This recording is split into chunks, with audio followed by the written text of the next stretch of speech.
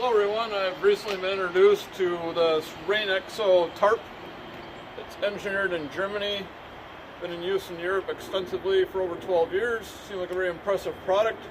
I wanted to try it out for its durability in the cold weather. So I have here in dry ice 2 samples. It comes in translucent and in a blue-green color. So I would like to do an experiment, backyard experiment to see how well this performs in the cold. Dry ice is approximately 109 degrees below 0 Fahrenheit, which is equivalent to around minus 78 degrees Celsius. So let's try our samples, see how we do.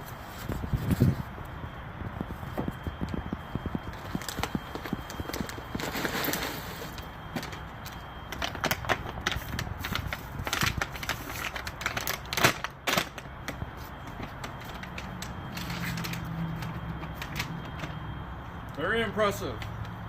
Let's try the second sample that we have here in the blue-green color.